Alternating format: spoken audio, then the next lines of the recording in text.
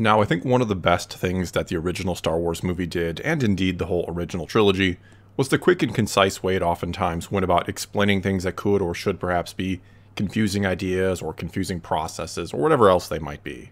That with a few lines from Obi-Wan to Luke, for example, we could understand, for the most part, the basics of what the Force is and how it works, even though there was obviously far, far more to it than just what he explained there and then, and in time, because it was such an integral part of the story, we'd learn more about it when needed.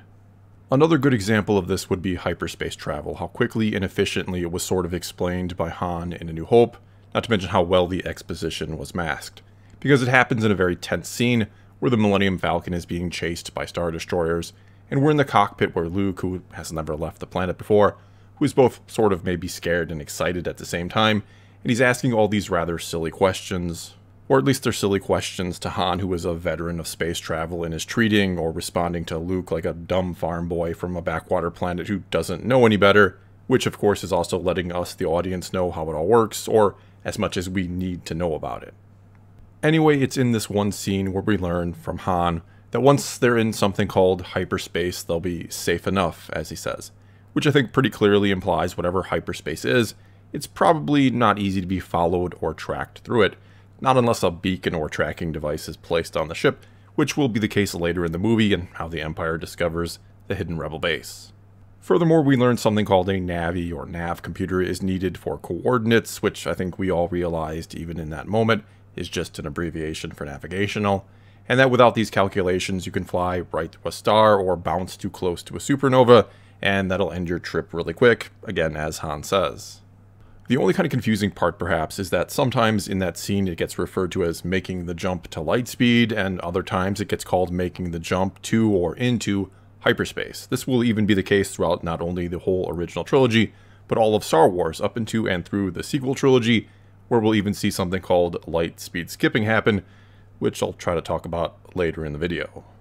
Anyway, all of this might lead you to say that these two terms are just interchangeable, that jumping to light speed or hyperspace are just two different ways of saying or describing pretty much the exact same thing or process, though in all reality it might just have been an oversight in the original script, much like how parsecs are implied to be a unit of time and not measurement, when they're actually a unit of measurement, of course, even though that later sort of got explained or fixed. However, I do think there is a sort of workaround here, or perhaps this was the way it was always meant to be interpreted, who knows, which is that you could travel through hyperspace at or maybe even above the speed of light, which, as far as we know and according to Einstein, traveling that fast through our own universe isn't possible. The faster you go, the more energy you need, and to reach the speed of light you would need infinite energy, and of course there isn't infinite energy in our universe. Anyway, not to get too wrapped up in astrophysics, which no isn't exactly something Star Wars strictly adheres to anyway, I've always thought hyperspace in Star Wars was another dimension of sorts on top of real space where the laws of physics were just different, where traveling at light speed not only wasn't impossible, but was relatively easy to pull off and then sustain, and that maybe what propelled you into hyperspace in the first place was going at or beyond the speed of light, that for a lack of a better way of putting it, you break some sort of dimensional barrier when you hit the speed of light. This would then sort of rectify why it can be referred to in two different ways, because then the jump to light speed would also make you enter hyperspace, where your speed, or again going faster than the speed of light, could be easily maintained for some reason. It's also possible, and I thought likely, that like some sort of wormhole, hyperspace is a distorted or condensed version of real space, meaning distances are much, much shorter, making the speed of light an actual decent rate of speed for interstellar travel. Because even if you could travel at the speed of light here in our real universe, many things within our galaxy and in the Star Wars galaxy are thousands, if not tens of thousands of light years apart, meaning they'd still take thousands or tens of thousands of years to reach even at the speed of light, thus making even light speed travel not a very effective or practical means of travel, not to mention that pesky little thing called special relativity. Anyway, I think there's even a lot of evidence right in the movies for this being how it actually works, or how it could be construed to work. Because anytime a ship makes the jump to light speed or into hyperspace, we see a brief, insanely fast burst of speed out of it, until it enters a bluish tunnel of sorts. Now, how it can initially reach the speed of light, and then go past it to enter hyperspace, is anyone's guess. Again, it should require infinite energy. But we can, for the sake of the story, assume someone at some point in the history of the Star Wars galaxy, that is, discovered a way to do it, and a practical way to do it. Perhaps a hyperdrive taps into this other dimension and allows the ship to be pulled forward into that other dimension somehow, which is what, from real space, makes it look like you're accelerating to the speed of light and beyond. When ships then come out of hyperspace, it looks, from everything we've ever seen in the movies, pretty instantaneous, like they blink back into normal space, and they then appear in normal space or reappear in normal space from anywhere near a dead stop to still moving at a pretty good rate of speed, which either way you think about it, would probably rip the ship and everyone else in it apart to go from that fast to that slow in less than a blink of an eye, and so we must assume some sort of dampening field. We'd also have to assume that for accelerating to the speed of light in a matter of seconds as well, or being pulled into that other dimension, unless somehow, or for some reason, that transfer between hyperspace and real space, or vice versa, is a relatively smooth one, despite how it looks. Anyway, here in The Force Awakens, when Starkiller Base's shields go down, the waiting Resistance attack force is told to go to sublight engines, and then one of the pilots even says he's dropping out of light speed, and all the ships then come out of hyperspace, which implies reducing speed below the speed of light is what brings you out of hyperspace. Oh, and we'll just never mind how they seem to reach Starkiller Base the exact moment the shields go down. Either that or they were somehow circling the planet in hyperspace. Either way, I'd always kind of thought, just going off the movies, and yes, I do know the expanded universe has dug into hyperspace travel quite a bit and given explanations as well, but I'm leaving that alone for the time being. Anyway, I kind of thought that you could jump into hyperspace by reaching the speed of light, and once there, once in this other dimension or sort of condensed version of real space, we're able to continue to travel at or above the speed of light through it, which would quickly cover great distances in real space, again because it's condensed. However, you had to be very careful. You needed those precise calculations from a nav computer, because yes, you could still run into or through some things in real space, which would possibly be very disastrous for you and your ship in hyperspace, but only for you and your ship in hyperspace, and not anything in real space. Perhaps if hyperspace is condensed real space somehow, or a different dimension of it, let's not worry too much about the science behind it. It means you or your ship is microscopic in comparison to real space somehow, so small you pass through normal matter there, but that it still might have disastrous consequences for you, depending on just what you fly through, like if you fly through a sun, for example, which maybe has enough mass to really mess up your day in hyperspace. Again, these are things we even see or are talked about in Legends, the mass shadow of large objects. And this seems to be exactly what Han is saying to Luke in A New Hope, that there are certain things you just can't fly too close to or through, and by the way Han is saying it, I'm assuming it's something that has happened to others before. I'm assuming that this is something that was learned the hard way by the early pioneers of hyperspace travel, as well as plenty of other unlucky souls since then who had something go wrong in or while entering or leaving hyperspace.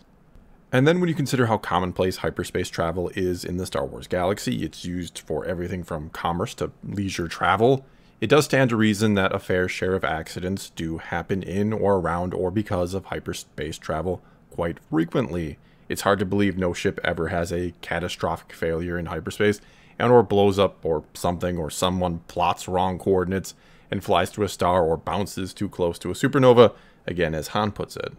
But as long as these accidents only affect the ship, and obviously those on the ship, then there would be nothing to really worry about in real space. You wouldn't have to worry about someone accidentally plotting a wrong course or intentionally plotting a wrong course and flying through a planet and destroying it or causing massive damage to the planet. Nor would you have to worry about a ship exploding in hyperspace, again unintentionally or maybe intentionally, and then debris leaving hyperspace and entering real space, traveling at a crazy rate of speed and hitting something and causing mass death and destruction.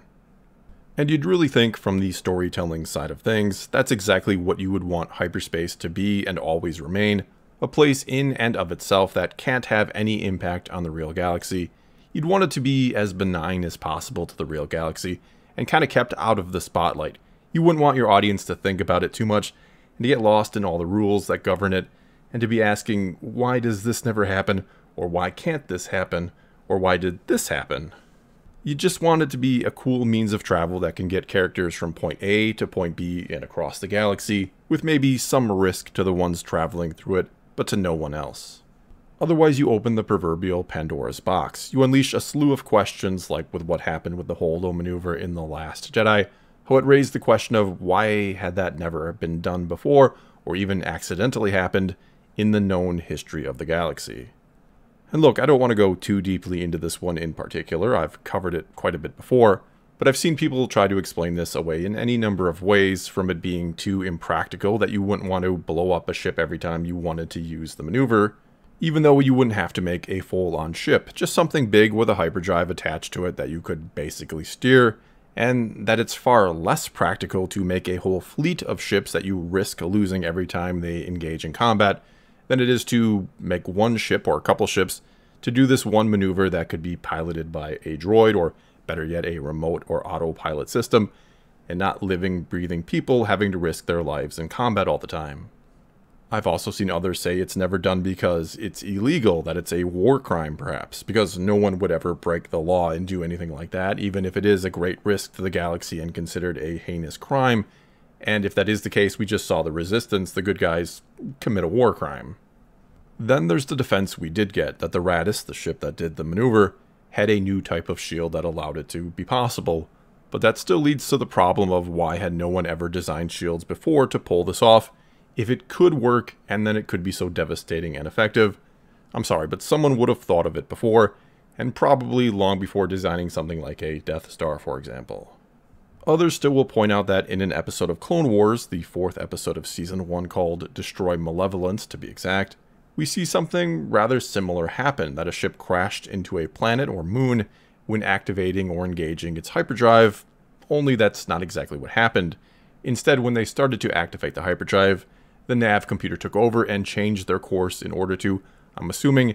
enter hyperspace at the proper trajectory or proper point in space. And thanks to Anakin's meddling, it ignores the fact that a moon is in their way, or in the way of getting to this point of entry, or maybe he set the point of entry as the middle of the moon and did some sort of override of any safety features. And then it just flies right into the moon at normal speed before it ever accelerates or jumps to light speed. And if you watch the scene again, you'll notice nothing like the Holdo maneuver actually happens. It looks a lot more like the Executor crashing into the second Death Star during Return of the Jedi than it does anything like the Holdo maneuver in The Last Jedi. But you know, maybe the ironic part here is, for me, that if hyperspace travel does work how I've always kind of thought it might work, and how it seems to work at face value in the films, that it requires you to pretty much instantaneously accelerate to the speed of light, somehow, which then somehow propels you into hyperspace where you can easily maintain that speed, then the Holdo maneuver should actually work. There's no reason why it shouldn't if you sort of time it or space it out just right as you're accelerating to the speed of light. If something's in front of you, you're obviously going to hit it, other than the fact that we've never ever seen it done before, which could then allow us to assume, for whatever reason, it just doesn't work that way. That maybe, as suggested before, a hyperdrive pulls you into hyperspace and makes it appear to anyone in real space that you've accelerated to the speed of light in real space, but it's actually only happened in hyperspace, that it's some type of optical illusion or pseudo-motion, which is what it was called in Legends or the Expanded Universe. And so this is why I dislike the Holdo maneuver so much, because now they've made it where something like this can actually work, and makes you wonder why it hasn't been done before and why you don't just do it again, even if The Rise of Skywalker tells us it's 1 in a million. Because if it is that hard to pull off, why does Holdo seem so confident it'll work? Not to mention, why did the First Order also seem so afraid that it would? The Last Jedi doesn't imply it's a 1 in a million thing, anything but actually. It implies it's an extremely effective maneuver that isn't used more often because of reasons. Then we have what happened in the new book, Light of the Jedi, which takes place during the High Republic era, or 200 years before the prequels. And mind you, I did enjoy the book. I thought it was a pretty good story and read, despite the fact that the whole premise of the book is that a large sort of cargo vessel breaks apart in hyperspace and rains debris across several systems in the Outer Rim, and these pieces exit hyperspace at near the speed of light and crash into planets and other things and kill literally billions of people. And again here, the funny part is that this does, at face value, pretty much make sense according to the rules of hyperspace travel as I believe they might work, or as they seem to work, at least in the films. In theory, it seems like by reducing your speed below the speed of light, that's what makes you exit hyperspace. And as I said before, we've seen that you can exit at different rates of speed. Again, we've seen where it looks like a ship comes out of hyperspace at almost a dead stop, like in Rogue One when Vader's Star Destroyer arrives. And we've also seen ships plenty of times coming out and shooting right out of hyperspace. The big problem with all this, however, or with what happens in the book Light of the Jedi, is that if things can exit hyperspace at near the speed of light, then why has this also never been used as a weapon or tactic before or since the book? I mean, if you want to blow up a world or a space station or a fleet of ships or whatever else it might be, just send something through hyperspace. It can be a ship or even just a relatively large object being dropped off from a ship, and have it dip slightly below the speed of light, knocking it out of hyperspace and crash it into whatever you want to destroy. It actually seems pretty simple to me, and by no means am I a genius and I came up with this on the fly, so why has no one else in the Star Wars galaxy ever come up with this? And I know plenty of you will want to take to the comments now and say it won't work for this reason or that, which is fair enough. Others will want to say I'm being nitpicky or whatever, and to just enjoy the stories. And for the most part, I do. Like I said, I did enjoy Light of the Jedi despite this, despite introducing a galaxy-breaking or destroying concept that somehow no one in the galaxy has used or taken advantage of in the time being or before this. Even though right in the book we see this crisis being used to extort a world, the bad guys in the story, the Nihil, have figured out when and exactly where these pieces of debris will exit hyperspace, and they try to get money from a world that they're going to run into. And though yes, it backfires on them in the book, you can't tell me no one would ever try to take advantage of something like this again. You can't tell me hyperspace weapons wouldn't become a thing after this incident. Not to mention the fact that they're not already a thing is pretty perplexing, and you'll then maybe want to take to the comments to tell me how dangerous they are, that they could maybe destroy the galaxy, so people don't want to make them. But look at the real world, at nuclear weapons. They can destroy the whole world, but that doesn't stop us from producing them, nor does it stop pretty bad people wanting to either produce them or attain them, and wanting to use them. Furthermore, how is it that everyone seems shocked about what happens when a ship blows up or tears itself apart in hyperspace, that no one ever predicted something like this would or could happen, what the ramifications of a ship blowing up in hyperspace might be? Because that seems pretty crazy. It implies hyperspace was discovered and used and exploited with relative ease from the word go and for hundreds or thousands of years since, that no other major incidents have ever happened before to make people be aware of what could happen, or that again, it was never used as some type of weapon. And all of this would be like, I don't know, the Wright brothers creating the first motorized airplane, and then generations of airplanes being created after that with absolutely no issues or crashes, or no one ever realizing they could be used as a weapon of war, or what might happen if one crashes, until years and years later when one does finally crash and causes a major disaster. I'm sorry here, but it's just silly to me to think that hyperspace wouldn't be exploited in these ways unless it couldn't be. And if we'd never seen any of these things happen, that'd be the assumption we could happily come to, which is why, for better or worse, hyperspace travel should have always just been left alone. Let us forever be under the assumption or impression that you can't make weapons from it, or that when accidents do happen in hyperspace, they don't affect anything in real space. Don't introduce things like light speed skipping just because you think they'll look cool for a minute-long scene in your movie, because that one, light speed skipping, just might be the dumbest, most ridiculous of them all. That you can make these short mini jumps and come out in the atmospheres of worlds without having crashed into or through anything, and that you can also be followed while doing it and other ships come out right behind you. I mean, just how precise would all those calculations need to be on the fly? The TIE fighters in pursuit would also have to theoretically come out of hyperspace at the exact same instant the Falcon did in order to still be behind it. But anyway, I don't want to go on too much more about that one. Like I said, it just might be the worst one of them all. Instead, I'll just say that Star Wars would have been far better off never making hyperspace travel a sort of story element, and rather just keeping it this vague and obscure form of travel that was never really exploited as a weapon or never had major galaxy-wide accidents, because it just didn't work that way. And if you wanted to go into the finer details of how it does work, which I can understand the desire of some fans to want to know the details, you should have explained why all these things could never happen, because now you're left trying to answer why they didn't happen before and why we likely won't see them again. Well, that's all I've got for you this time. Now it's your turn to tell me what you think about all this. What do you think about hyperspace travel? Should it have been left alone in the background, or is it a good thing it's been brought to the forefront and all these story elements are now being derived from it? Either way, leave a comment below and let's talk some Star Wars. And until next time, thanks for watching.